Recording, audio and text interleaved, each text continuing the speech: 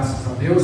Vamos abrir as nossas Bíblias, sem delongas, no capítulo 16 do livro de Provérbios, para darmos continuidade à exposição da palavra de Deus, considerando que na parte da manhã já foi feita a exposição do capítulo 15.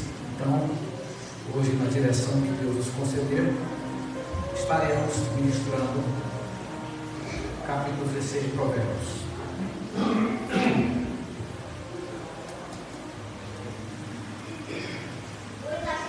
Vamos ler alguns versículos para que possamos, por eles, sermos norteados nesta noite.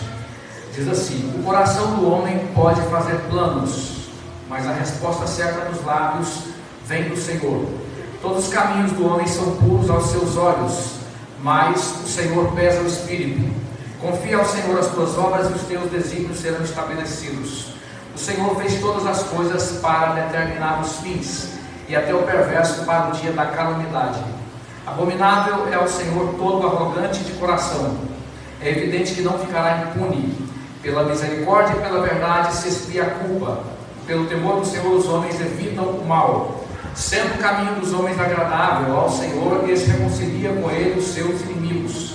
Melhor é o pouco havendo justiça do que grandes rendimentos com injustiça. O coração do homem traça o seu caminho, mas o Senhor lhe dirige os passos. Oremos neste momento. No nome do Senhor Jesus e do Espírito Santo, nós oramos ao Senhor neste momento agradecidos, porque mais uma vez o Senhor nos concede a oportunidade de sermos trabalhados pelo instrumento da Tua graça, que é a Tua palavra, e te pedimos, meu Deus, aquilo que glorifica o Teu nome, aquilo que exalta o Teu nome, tudo que exalta e glorifica o Teu nome, promove em nossos corações nesta noite, nos mudando e nos moldando através da Tua palavra, para que nos tornemos cada vez mais conformados ao caráter do Senhor Jesus. Nos guia, Senhor amado, tornando acessível para nós a palavra já revelada, tornando-nos iluminados, esclarecidos na palavra que o Senhor já revelou. É a nossa oração no nome do Senhor Jesus. Amém. Muito bem. Nós temos aqui nos visitando também a irmã Samira, o irmão Gustavo. Sejam bem-vindos, juntamente com todos os demais. Que Deus possa continuar abençoando vocês.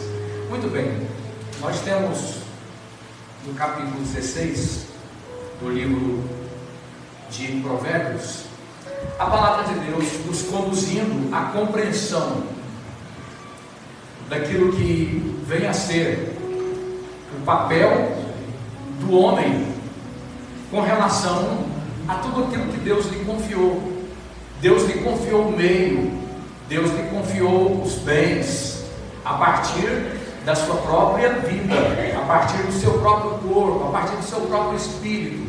Tudo isso está num contexto que nós temos o entendimento de ser o quê? Uma concessão, uma outorga da parte de Deus. Tudo o que somos e tudo o que temos diz respeito ao favor. Esse favor para nós, cristãos, ele é melhor compreendido na doação. A doação de algo que nós não merecemos. É por isso que entendemos que a graça de Deus, ela é uma realidade desde sempre na história, mesmo antes do pecado. A graça é uma realidade, já que o homem não entrou com nada, o homem não recebeu nada por mérito, o homem recebeu porque Deus, sendo gracioso, lhe fez esta concessão da vida e de tudo que ele nesta existência recebeu para administrar a partir do seu ser, do seu corpo, do seu intelecto, do seu espírito, passando pelos bens. Ele é alguém que foi posto por Deus para administrar. E é interessante quando entendemos o capítulo 16, a partir do versículo 1, que ele fala desta administração. O que é que o homem faz? Como é que o homem faz?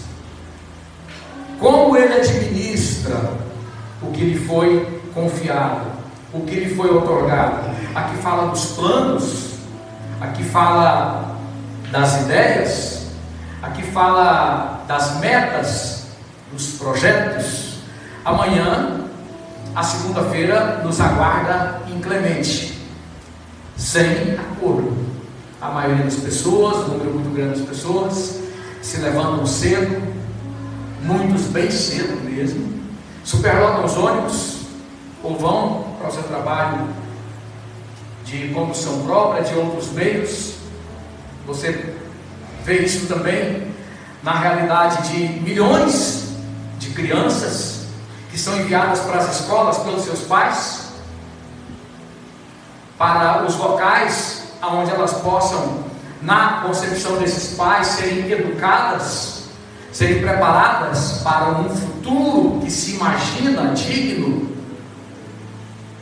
a respeito do qual se pensa que será promissor. E em cada mente existem ali os planos, existem as metas, existem as esperanças, existem os projetos, existem os milhões de expectativas com relação ao amanhã. E o texto aqui está falando disso, os planos que são concebidos, tudo aquilo que se espera do amanhã. Esse é o homem, e ele tem que fazer isso mesmo. Ele tem que levantar cedo, ele tem que correr atrás, ele tem que procurar entender o que ele quer do amanhã, o que ele quer para os próximos anos, o que ele quer para o espaço de tempo pequeno que ele vai passar aqui. Ele tem que correr atrás mesmo. Mas o texto, ele coloca claramente a necessidade de compreensão desses planos, desses ideais, desses projetos, dessas metas, à luz de um norte que para os cristãos ele é único, ele é inegociável, ele é insubstituível. Que norte é esse? É o senhorio de Deus. O senhorio de Deus sobre o indivíduo. O senhorio de Deus é aqui reivindicado sobre tudo e sobre todos. É reivindicado sobre o indivíduo, sobre aquilo que ele faz, sobre as coisas. É reivindicado sobre as instituições. É reivindicado esse senhorio sobre a sabedoria verdadeira, porque esta, como tudo, é também uma concessão dele. O capítulo fala desta sabedoria. Quando nós chegamos no versículo 2, ele diz: todos os caminhos do homem são puros aos seus olhos, mas o Senhor pesa o espírito. Já parou para pensar nisso?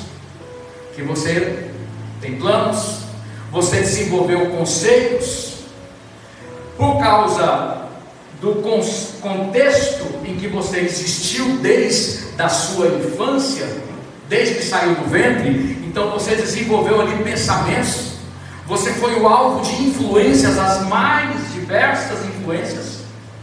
Milhões de vozes falaram aos seus ouvidos, e muita coisa se desenvolveu no seu caráter, na sua índole, por causa do meio no qual você cresceu.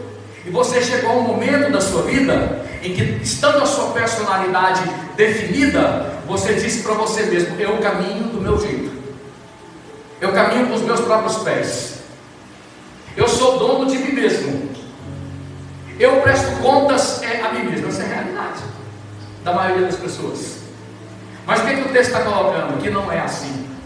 Ele diz que o Senhor pesa o espírito. Muito embora os homens tenham os seus caminhos puros aos seus olhos, o Senhor pesa o espírito de cada um. Ele não abre mão. Aqui ele reivindica seu senhorio. Ele se reserva ao direito de não abrir mão da sua condição de quem pesa as intenções. O escritor de Provérbios, no capítulo 14, ele coloca algo mais sobre isso, que a palavra de Deus, ela é mais penetrante que espada alguma de dois gumes, e ela penetra até a divisão da alma, do espírito, das juntas e medulas, é apta para discernir as intenções do coração. Ele pesa essas intenções, ele pesa essas intenções. Já parou para pensar naquilo que muitas vezes nós concebemos, pensamentos que, de vergonhosos que são, não teríamos coragem de compartilhar com quem quer que seja, e Deus está lá nesses pensamentos. Deus está lá pesando esses pensamentos, a ponto do Senhor Jesus dizer o seguinte: se você olhar, você já se enquadra numa condição de dolo diante de Deus. Aquele que olha para uma mulher com intenções impuras, ele já cometeu. Esse fica pensando nesse Deus que pesa os pensamentos. O marido consegue mentir para a esposa durante anos a fio da sua vida. A esposa consegue mentir para o marido anos a fio da sua vida. O filho consegue mentir e enganar a mãe, que lhe supre as necessidades, enganar o pai, que lhe estende a mão, engana e se acha seguro, para no dia seguinte dar prosseguimento a uma vida de engano, malvadamente, perversamente, friamente, se conduzindo no engano. E o texto aqui está dizendo para esse jovem, para essa jovem: o Senhor está pesando o seu espírito. O Senhor tem uma balança na qual Ele pesa o seu espírito. Quantas vezes, de modo confiante, arrogante, as pessoas dão prosseguimento ao seu jeito de ser, à sua maneira, desprezam a palavra de Deus, desfazem da palavra de Deus. Quantas vezes as pessoas se acham nos banquetes, as pessoas se acham nas baladas, as pessoas se acham nas várias práticas seguras de si mesmas. A gente se lembra dos acontecimentos bíblicos, né? Quando o rei Belsazar estava ali bem seguro, com toda a sua gente, naquela festa de arromba. Mal sabia ele que naquela noite o Senhor mandaria a fatura final, quando uma mão escreve na parede, diante de tanta euforia, de tanta alegria carnal, aquela mão escreve na parede, dizendo: Mene, mene, tekel, farsi. Pesado fostes na balança e achado em falta, sua conta não fechou perante aquele que pesa os espíritos. Pesado fostes na balança e a conta não fechou. E ele prossegue dizendo: confia ao Senhor as tuas obras, e os teus desígnios serão estabelecidos. O capítulo 3, no versículo 6, ele diz: reconhece-o em todos os teus caminhos, e ele endireitará as tuas veredas. É a mesma coisa do versículo que temos aqui: confia ao Senhor, é reconhecer o senhorio dele. Esse nome Senhor, eu tenho repetido para os irmãos, espero que se torne bem comum para todos. Esse é o nome na Bíblia que é a maior expressão de intimidade com Deus em toda a Bíblia. É o nome Senhor que aparece na sua Bíblia aí. Em algumas aparece Jeová. Então não tem nenhum nome na Bíblia que comunique de forma mais profunda a intimidade com Deus. Esse era o nome que os judeus não tinham coragem de repetir. O nome que o sumo sacerdote só citava uma vez no ano, no dia da expiação, hoje chamado pelos judeus de Yom Kippur. Só uma vez no ano ele proferia esse nome. Então, quando o proverbialista está dizendo: confia ao Senhor as tuas obras, ele está em consonância com o capítulo 3, versículo 6. Reconhece-o, confiar a ele as tuas obras, nesses termos, reconhece que ele é Senhor sobre as obras. Ele é Senhor sobre você, sobre o que você faz. Respeite, tema e trema diante dele. E ele vai fazer o quê? Endireitará os teus caminhos.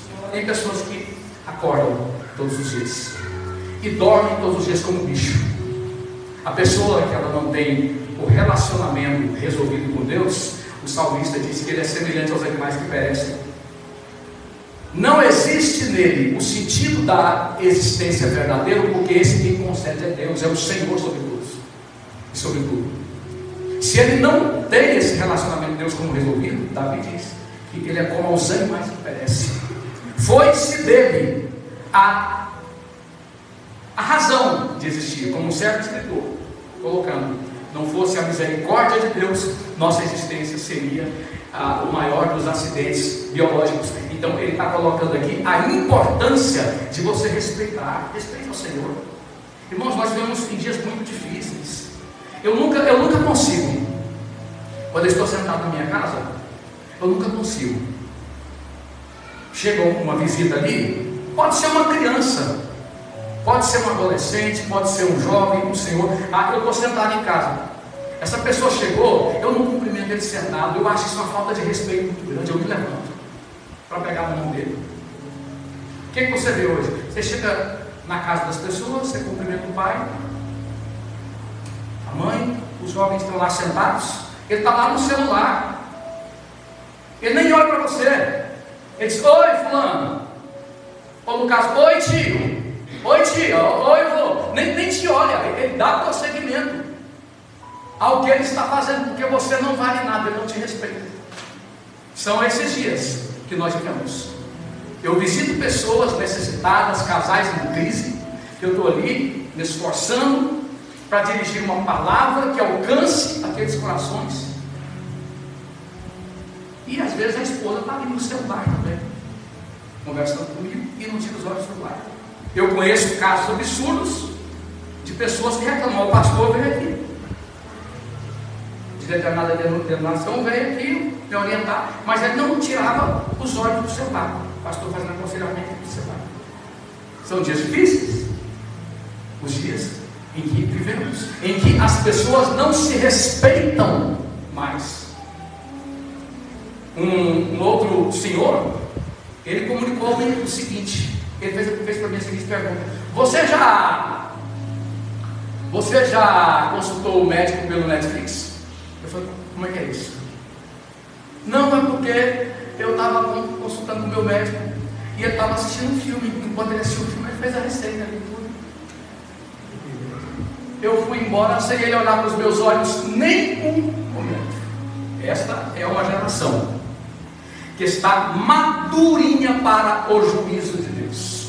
São características de uma geração que está maduríssima para o juízo de Deus. Porque quem perdeu o temor de Deus, quem não respeita Deus, quem não reconhece o Senhor, vai respeitar qual pai, qual mãe, qual cônjuge, qual autoridade? Vai respeitar quem? Não respeita Deus, não respeita a si próprio, não respeita a ninguém. Esta é a realidade da nossa geração, dos dias em que nós vivemos. Então ele apela: confia ao Senhor, ou seja, respeite ao Senhor de todas as obras e de todos, e os teus desígnios serão estabelecidos. A promessa aqui, ela é evangelística, ela é bem evangelística. Os teus desígnios, ou seja, vai voltar para você o sentido de vida que você perdeu, ou vai vir para você o sentido de vida que você nunca teve.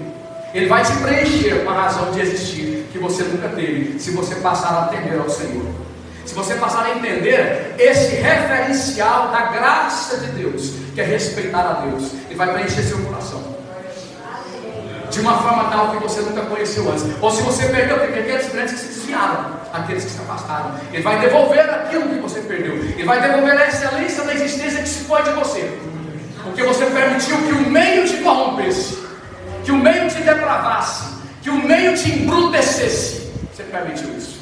Mas a esperança, quando ele diz, ele vai fazer o quê? Ele vai restabelecer os seus desígnios. O Senhor fez todas as coisas para determinar os fins, e até o perverso para o dia da calamidade.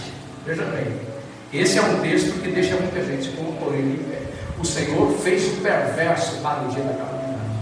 Aí os calvinistas pegam esse texto, mais outro de Isaías, e diz que o Senhor fez o mal para o dia do mal. Aí ele diz: não, a maioria das pessoas foram predestinadas para a eternidade de tormento sem fim, e uma minoria Deus predestinou para a salvação. Mas o texto não está falando disso.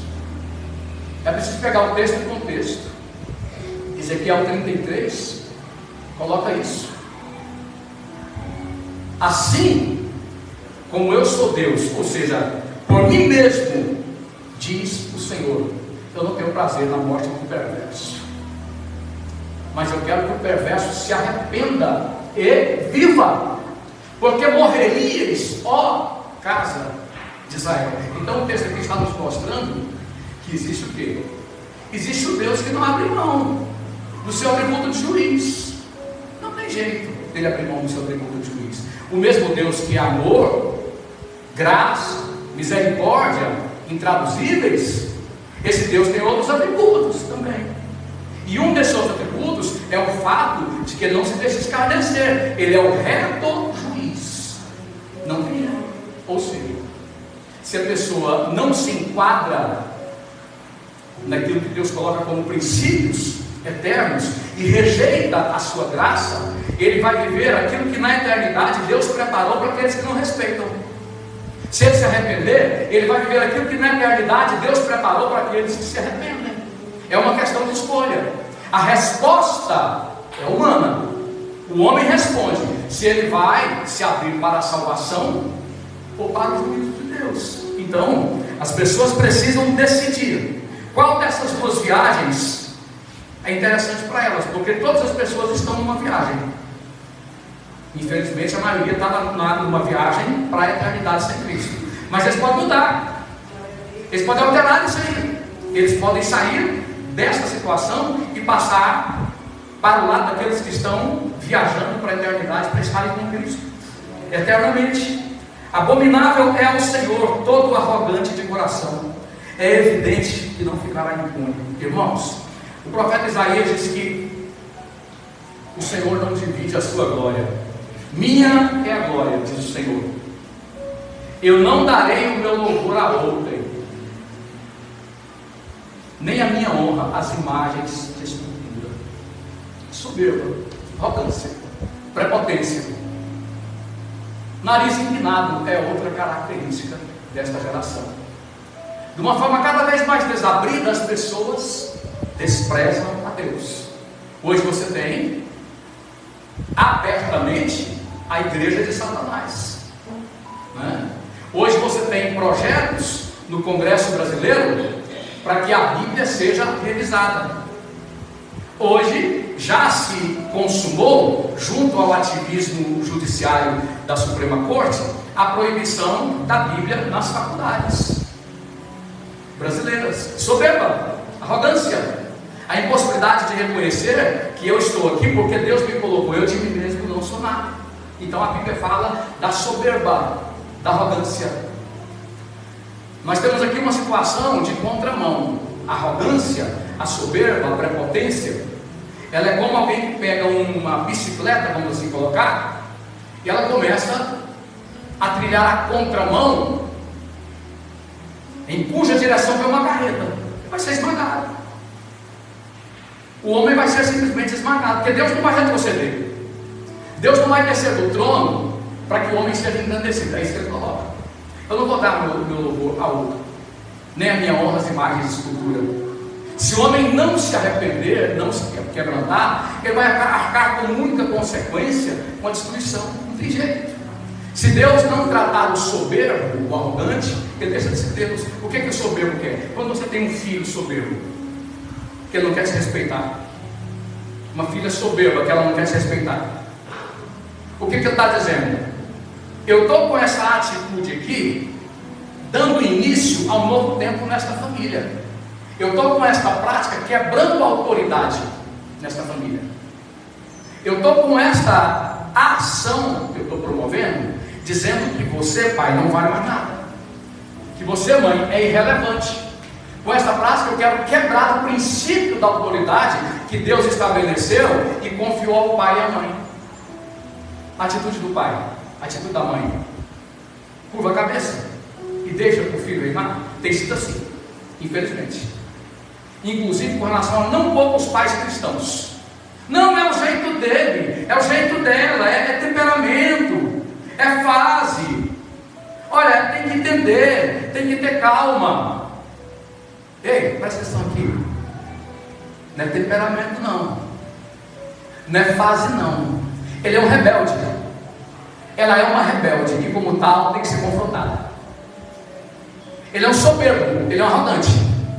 Se você não der a volta por cima dessa situação, você vai ser reprovado por Deus, pai. No seu ministério como pai, no seu ministério como mãe. Você vai honrar a ele na soberba e vai entristecer a Deus. Lembra dos filhos de Eli?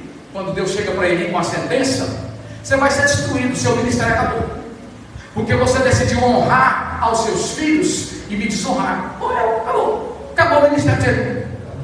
Morreu com Ofni e Finéias pela espada. Lá na frente, se você acompanhar o contexto, vem aquele maldito lá, querido meu, que é Doeg, e mata mais de 70 sacerdotes, dando cumprimento à profecia. Então, vamos tomar cuidado com as terminologias falaciosas, mentirosas, de uma sociedade carregada de ideologias diabólicas. Ah não, é o jeito dele, olha, tem que ter paciência. Tem que ter paciência, mas não no contexto bíblico, não no contexto deles. Porque trata-se muitas vezes da arrogância pura, da prepotência. É o velho homem que está ali se fortalecendo e você dando cordas para ele. O bebê que a gente aperta, afaga, meus netos, seus filhos, tem que dar carinho, não pode espancar os filhos, não pode maltratar. Uma coisa é corrigir, outra coisa é maltratar. Não podemos confundir. A Bíblia não concorda com a agressão expressa alguma, mas sabe de uma coisa? Aquela criança veio ali, ela já veio com a semente do mal. Eu nasci em pecado. Em pecado me concebeu a minha mãe. É o pecado original. Você está lidando é com isso. Aí desde pequeno o menino mete o tapa na cara do pai e ele acha graça. Mete a mão lá na mãe e ela acha graça. Não é fase pecado. Não, aquilo ali é o velho homem que já está dizendo que velho. Impõe, dá piti, dá birra, levanta a voz para o pai, para a mãe. Aqui esse negão aqui de 30 anos. E os demais filhos? Lá em casa? Levanta a voz para minha esposa? Nunca foram doidos. Nunca enlouqueceram para isso. Algum ensaio que houve, baixa a voz. Quando você chegou aqui, ela já estava aqui. Pode baixar a bola. Aqui você precisa respeitar o princípio da autoridade. E nenhum deles foram prejudicados por isso. Agora, uma geração de soberbos, de arrogantes, infelizmente, irmãos, como eu tenho dito, na história da humanidade, nunca os avós e pais sepultaram tanto seus filhos e netos como nessa geração soberba, arrogante, que não respeita Deus, não respeita os pais, não respeita ninguém. Então, o texto aqui diz que Deus, o versículo 5, abominável é ao Senhor todo arrogante coração. É evidente que não ficará impune. Sabe essa palavra aqui, abominável? Ela é a expressão da última gota da paciência de Deus. Abominável. Quando a Bíblia usa essa expressão para falar de abominável, Deus está dizendo, já deu. A misericórdia vai recuar e o juízo vai entrar em ação. Aplica-se isso ao soberbo. Quando a Bíblia fala que é abominável aos olhos do Senhor, a Bíblia está falando da medida, aquela que está lá em Gênesis capítulo 15, a medida de Deus que se enche. Aí não tem mais perdão, aí não tem mais misericórdia. É quando Deus fala para a misericórdia: misericórdia, saia, recue, porque agora vai entrar em ação por juízo. Uma geração para a qual não haverá mais tempo. Não participe dela, fuja dessa geração. Não aceite ser identificado com a geração da soberba. Ato contínuo. É evidente que não ficará impune pela misericórdia e pela verdade. Se esquece aqui, eu vou falar no finalzinho já aqui, versículo 6. Sendo o caminho dos homens agradável ao Senhor, ele se reconcilia com ele os seus inimigos. Melhor é um pouco havendo justiça do que grandes rendimentos com injustiça. O coração do homem traça o seu caminho, mas o Senhor lhe dirige os passos. Nessa sessão aqui, eu gostaria de falar um pouquinho sobre a palavra consagração. O versículo 9 do capítulo 3 coloca desta maneira: consagra ao Senhor os teus bens, honre-o com a primícia da tua fazenda, com as primícias das tuas fazendas. A palavra consagração é quando você acorda e dorme sabendo que você encontrou uma causa que é digna do seu suor. Quem entende o que é consagração vive assim: eu me levanto e eu me deito. Minha vida, ela encontrou uma causa pela qual vale a pena viver e morrer, chorar e sorrir, derramar meu suor, derramar minhas lágrimas. Eu encontrei esta causa. E você vê a realidade da consagração não só na vida de homens de Deus, mas de homens perversos também. Você vai lá no Oriente Médio, está lá aqueles pobres, miseráveis, adolescentes, jovens, quando eles nascem aos 5 anos, muitos deles são levados para as chamadas madraças islâmicas, espécie de escola teológica islâmica, e ali eles aprendem a doutrina da jihad, né, que é a guerra santa, na qual basicamente eles entendem que todo mundo que morrer matando judeus e cristãos, que eles entendem que os ocidentais todos são cristãos, então todo mundo que morrer matando judeu e cristão acorda no paraíso, cercado de virgens que recuperam a sua virgindade toda vez que forem possuídas.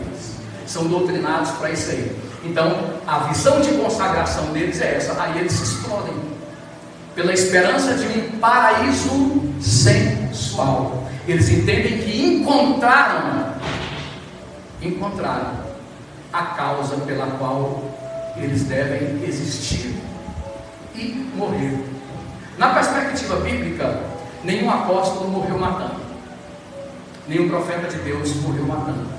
Eles encontraram a verdadeira causa pela qual vale a pena existir. Então, quando ele coloca desta forma, como aqui foi lido, ele está falando de homens de Deus, de pessoas que verdadeiramente encontraram esta razão, né? Quando ele coloca que sendo o caminho dos homens agradável ao Senhor, ele reconcilia consigo seus inimigos. Melhor é o pouco havendo justiça do que grandes rendimentos com justiça. O pouco ou muito, isso não é o que interessa. Interessa o sentido. Não interessa se você tem um salário mínimo ou se você é um bilionário. O que interessa é se você encontrou uma bandeira que vale a pena segurar. E você é contemporâneo de uma geração sem bandeira. Uma geração sem bandeira. Uma geração que não sabe a que vem nem para onde vai. E aqui a Bíblia nos mostra claramente o sentido. Melhor é o pouco havendo justiça do que grandes rendimentos com injustiça. A Bíblia não é contra o enriquecer. Grandes homens na história fizeram fortuna como homens de Deus que serviram a causa do Evangelho. Mas o coração precisa viver esta realidade que aqui estamos chamando de consagração. E é uma outra verdade que precisamos entender nesse momento é com relação às nossas instituições. Há uma seção aqui do versículo 10 até o versículo 15 só falando das instituições, quando várias vezes ele fala do rei, quando várias vezes ele exalta o rei que está agindo corretamente. Por exemplo, nos lábios do rei se acham decisões autorizadas, no julgar não transgrida, pois, a sua boca. Eu não vou ler o restante porque o tempo vai ficar muito extenso, mas há aqui um louvor às instituições verdadeiras. Meus irmãos, na história, nunca na história da humanidade, nenhuma literatura, nenhuma concepção de nenhum filósofo, de nenhum gênio em matéria política, em matéria sociológica, em matéria econômica, em matéria do direito, de constitucionalidade, nunca ninguém conseguiu detalhar com mais veracidade, com mais autenticidade, o sentido de todas as coisas, e inclusive das instituições, mais do que a Bíblia. Aliás, o mundo ainda não explodiu-se num caos só, porque os preceitos da palavra de Deus ainda sobrevivem, apesar de que estão trabalhando para destruir os preceitos da palavra de Deus e excluí-los das instituições, das escolas, dos fóruns, dos tribunais, dos parlamentos, etc. Mas aqui um louvor às instituições verdadeiramente operantes, né? E por que nós temos que dar atenção? Sabe por quê? Também nunca na história ninguém foi mais benfazejo ao Estado do que os verdadeiros homens de Deus. Na história humana, ninguém contribuiu mais do que a mulher de Deus, mais do que o homem de Deus, para o bem comum, para o meio. Tudo que existiu, que valesse a pena na história da humanidade, foi operado por homens e mulheres de Deus, que deram o sentido de todas as coisas. Então aqui ele fala, quando ele fala do rei, ele não está falando de um capricho, não está falando de alguém, ele não está exaltando alguém abusivo, alguém que prostitui o seu cargo, não, ele está exaltando a instituição. Ou seja, os irmãos têm consideração por mim, não é porque eu tenho uma função de pastor, é porque os irmãos entendem que aqui tem um ministério. Então não é capricho, é causa, é quanto a causa. Se eu passar a usar o meu cargo, a minha função de pastor, para atender as minhas demandas, os meus caprichos, isso para o crente piedoso não vai ter o mínimo sentido, eu não poderei ser minimamente respeitado. A mesma coisa se aplica àquele que opera as instituições. Ele dirige um encômio aqui, um louvor, às instituições verdadeiramente operadas, falando que tem que respeitar. No capítulo 2 de 1 Pedro, versículo 13 seguintes, ele coloca claramente a necessidade de respeitar o rei. O que era o rei na época? Era Nero, um indivíduo que não vamos encontrar adjetivo para qualificar o quanto ele era podre, o quanto ele era abjeto, um homem que matou a própria mãe, que fez barbáries que o tempo aqui não dá para a gente colocar. Então Pedro está mandando respeitar os caprichos de Nero, ele está falando da instituição. Por quê? Dos versículos 13 em diante, ele diz que a autoridade, ela opera para louvor, para o bem daqueles que obedecem, e para punir os maus. A mesma coisa, o maior expositor das verdades bíblicas, o apóstolo Paulo, lá no capítulo 13 de Romanos, versículo 1 seguinte, ele vai falar a mesma coisa. O dever do crente de respeitar as instituições. Mas nós temos que entender que a Bíblia não reconhece nenhuma autoridade que, ao invés de promover o mal, promover o bem, promove o mal. A Bíblia não reconhece nenhum ladrão, nenhum criminoso, nenhum assassino. A Bíblia não reconhece nenhum tribunal que está a serviço de aterrorizar as pessoas de bem. A Bíblia não reconhece nenhum togado que está do lado do crime, que libera criminosos e prende pessoas de bem. Então esse encômio, esse louvor, essa sessão que aqui está destinada a falar das instituições, ela tem a finalidade de esclarecer o crente em tempos difíceis como os tempos que nós estamos vivendo. Não é simplesmente respeita por respeitar, não. A Bíblia define os critérios a partir dos quais nós identificamos a autoridade verdadeira, a autoridade legítima. Não é bagunçado, não. Porque se for bagunçado, tem que respeitar o PCC também, que é autoridade. Tem que respeitar o Al-Qaeda, tem que respeitar o Estado Islâmico, e por isso vai. Tem que respeitar todo bando que se auto-intitular autoridade. Não é isso. A Bíblia fala que a autoridade que a Bíblia reconhece, ela leva avante o propósito de Deus em promover o bem daqueles que são de bem.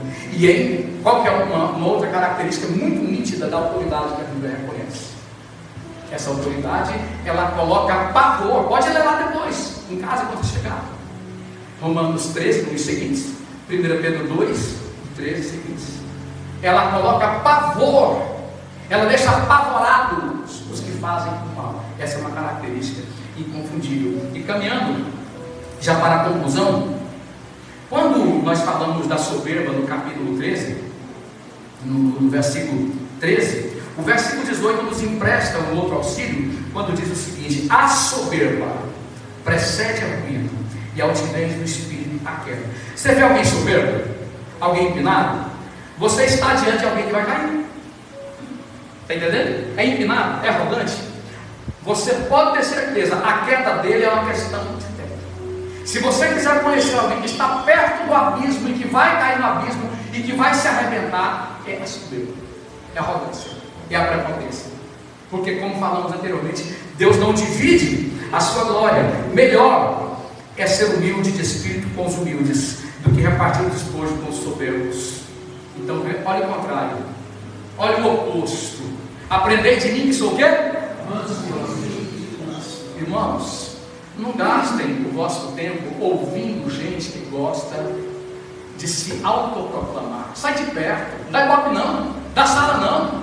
O camarada ali está contando de si mesmo, exaltando a si mesmo. Você dando ibope, o que é isso? O Senhor não divide a sua glória. O indivíduo está ali se achando que você quer. Sai de perto, deixa ele mentir sozinho. Deixa ele se exaltar para ele se arrebentar sozinho. Não corrobore com isso.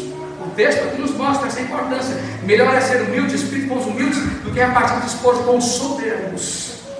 Depois ele continua dizendo: da excelência ou do lugar que nós devemos dar ao conhecimento. Essa próxima sessão, estamos terminando já. O que atenta para o ensino, acha o bem. O entendimento para aqueles que possuem é fonte de vida. O versículo 23: o coração do sábio é mestre de sua boca e aumenta a persuasão dos seus lábios. Versículo 24: palavras agradáveis são como favo de mel, doce para a alma e medicina para o corpo. E nessa sessão ele faz o que falamos no começo. Ele exalta o senhorio de Deus como aquele que concede a sabedoria, que te mostra como fazer valer a pena os dias que você vai passar aqui, que muitas vezes são bem menos do que você pensa. Muitas vezes os dias que eu vou passar aqui nesse torrão chamado terra são bem menos do que os que eu planejei. Na maioria das vezes são bem menos. Então ele nos mostra como fazer valer a pena esses momentos que Deus nos concedeu para estarmos aqui. O coração, esta é uma concessão de Deus. O que Tiago coloca no capítulo 1? Alguém não tem sabedoria? Faz o que? Peça a Deus, que não a nega a dar. Peça a Deus. Você não tem? Você reconhece que você não está conseguindo, com a sabedoria que o mundo te deu, a falsa sabedoria, você não está conseguindo fazer valer a pena os seus dias? Por isso você está mergulhando cada vez mais no pecado, na impiedade, porque você não sabe como fazer valer a pena os seus dias. Vai dobrar os seus joelhos, vai se humilhar, vai se quebrantar diante do Senhor. Deus dá graça aos soberbos, aos arrogantes, e abate os humildes. Amém? Eita. Deus dá graça aos humildes, mas resiste aos soberbos. Irmãos, isso é muito sério. Você também faz parte de uma geração que é recordista em suicídio, principalmente suicídio de adolescentes e de jovens. Não sei o que eu vou fazer, não está valendo a pena, estou curtindo tudo, está fumando todas, está bebendo todas, está se prostituindo com tudo e com todas, mas não está valendo a pena. O coração continua vazio, a vida não está valendo a pena. Então vai essa palavra: se você se humilhar diante daquele que dá graça aos humildes, ele vai te dar um sentido para existir, uma bandeira que vale a pena segurar. E eu gostaria de terminar, não vai dar para fazer uma exposição de todos os versículos, né? O tempo é muito curto, mas eu gostaria de terminar retornando ao versículo 6. Pela misericórdia e pela verdade se expia a culpa, e pelo temor do Senhor os homens evitam o mal. Veja só: pela misericórdia e pela verdade se expia a culpa, e pelo temor do Senhor os homens evitam o mal. Irmãos, a igreja, nesse tempo aonde a mentira nunca transbordou, ou melhor, aonde a mentira transborda pelas bordas, mais do que em toda a história da humanidade, nunca a mentira jorrou tanto em toda a história da humanidade. Nunca o engano esteve tão presente em todos os segmentos sociais. E a igreja, ela tem a nobre, a singular missão própria de quem é prisioneira da verdade para sempre. Nós estamos comprometidos com a verdade. Foi o que Paulo escreve para Timóteo. A igreja, coluna da verdade, baluarte do Deus vivo. Nós estamos escravos escravos, nós somos escravos da verdade para sempre. Diante de uma sociedade vendida para a mentira, nós somos escravos da verdade. Foi o que Martim Lutero dizia para os prelados, para o rei, para todo um século de malfeitores que o cercara, para que ele se retratasse com relação à verdade. E ele disse essas palavras: a minha consciência, ela é prisioneira da palavra de Deus, né? E quando nós vemos esta expressão aqui, que pela misericórdia e pela verdade se expia a culpa, e pelo temor do Senhor os homens evitam o mal, como é que isso chega para a igreja, que está imbuída da mais nobre das missões, a pregoar a verdade em todo o tempo? Como é que isso chega para nós? Irmãos, estão mudando tudo o que querem e que podem mudar. Estão dizendo que crime não é crime, estão dizendo que pecado não é pecado, estão dizendo que barbárie não é barbárie, estão dizendo que o justo é criminoso, que o criminoso é justo. Estão fazendo o que querem. O que Jesus disse? Podem fazer, podem fazer. Passarão, no entanto, os céus e a terra, mas vocês vão ser julgados pela minha palavra. Vocês não vão ser julgados pelas leis que vocês prostituíram, não. É pela minha palavra. A missão da igreja com relação à verdade em todo o tempo é chamar as pessoas ao arrependimento. É mostrar para aqueles que nos ouvem uma esperança que tem o seu fundamento unicamente no arrependimento. É o que o texto está falando aqui. Quando o proverbista trata da prática, do dia a dia, da vida cotidiana, e ao mesmo tempo isso está inserido aqui no versículo 6, pela misericórdia, pela verdade se expia a culpa, e pelo temor dos Senhor os homens evitam o mal, ele está dizendo o seguinte: a Bíblia, ela não é um livro de autoajuda. Já falei isso várias vezes. Não adianta eu pegar as pessoas que estão com problema na vida matrimonial, estão com problema nas finanças, estão com problema na sua gestão de vida de modo geral, com problema com os filhos, e falar para eles: olha, vem para a igreja que melhora. Isso não é verdade. Vem para a igreja que tudo. Isso não é verdade. Sabe por quê? Isso aí é a chamada teologia behaviorista, ou seja, a teologia do comportamento. Se instrua com essa estratégia aqui para a sua vida melhorar. Se instrua com essa condução filosófica aqui de sua vida melhorar. Isso não é evangelho, não. Evangelho é arrependimento. Evangelho é conversão. Evangelho é quebrantamento. Evangelho é quando a pessoa bate a mão no peito e diz: tenha misericórdia de mim, Senhor, pecador que eu sou. Eu nasci em pecado me concebeu minha mãe. Evangelho não é uma visão filosófica comportamental que faz melhorar o dia a dia das pessoas. Isso é autoajuda. Isso é doutrina que remonta ao esoterismo. Isso é paganismo. Isso não tem nada a ver com o evangelho. Por isso que ele fala que pela misericórdia se opera a expiação da culpa, que no sentido mais aplicativo para o nosso tempo é dolo. Então a Bíblia está dizendo, já no encerramento aqui desta palavra de sabedoria, que esta é uma sociedade que ela precisa reconhecer os seus pecados. É uma sociedade criminosa aos olhos de Deus. Suas práticas aos olhos de Deus, elas são tipificadas como crime. Dolo na Bíblia é crime. Então, pela misericórdia de Deus, as pessoas são redimidas dos seus crimes. Não importa nada o modo operandi do crime que você está praticando por estar no pecado, mas o pecado, para a Bíblia, seja ele qual for, ele é crime. Então a Bíblia coloca aqui a resposta para o homem de qualquer geração. Qualquer resposta: arrependimento. É reconhecer-se criminoso aos olhos de Deus, doloso aos olhos de Deus. Você quer ter uma vida que verdadeiramente vale a pena? Você quer ser curado na sua condição espiritual, na sua alma? Você quer ser levantado do profundo do abismo existencial, aonde você está se aprofundando cada vez mais? A resposta bíblica para isso é o arrependimento pela misericórdia de Deus. O dolo é expiado, o crime é perdoado. Não vamos entrar aqui em detalhes, Mas o pecado, não importando de modo algum o modo como ele é operado, Deus o define como crime. E é o pecado que assola, que destrói a família, que destrói o casamento, que destrói a nação. O pecado é o próprio dos povos. E a esperança está aqui.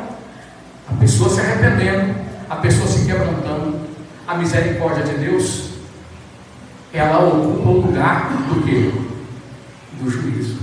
Se quando a pessoa não se arrepende, não se humilha, não se quebranta, o juízo pede para a misericórdia sair e entrar em ação.